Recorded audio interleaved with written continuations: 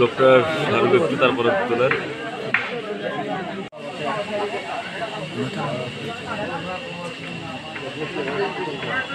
ঝাঁপ দিয়ে নামিল ওই যাচ্ছে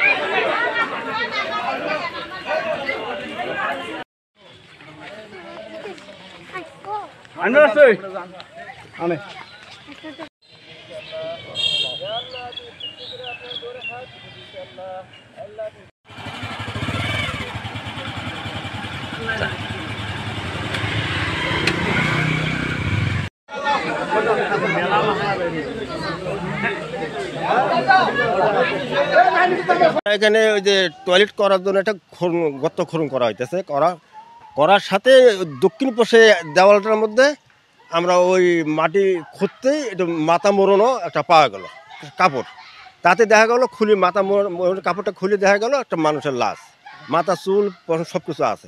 দেখে আমরা সবাই এখানে মুরব্বীরা বসে একটা পরামর্শ করার পরে এখান থেকে লাশটা তুলে নিয়ে আরেক গুরুস্থানে আমরা এখন নিয়ে যেতেছি, নিয়ে গেলাম ওখানে আবার দাফন করবো।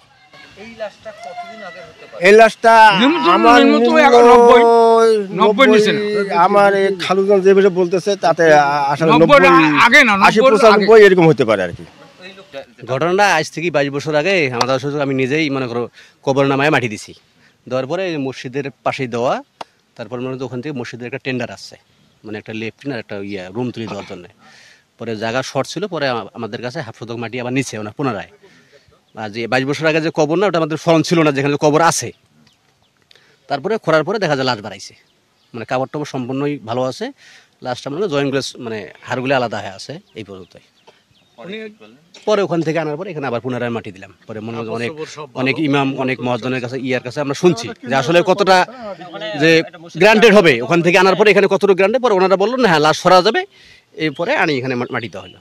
জি জি, উনি মুয়াজ্জিন ছিল, উনি সাবেক মুয়াজ্জিন ছিল, এখন অসুস্থতার কারণে এখন নতুন মুয়াজ্জিন নেওয়া হয়েছে। না না না না, ইনি আগে মুয়াজ্জিন ছিল,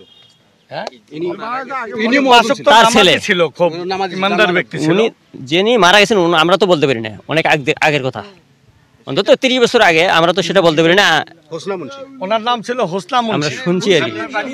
হ্যাঁ, পাশে বাড়ি।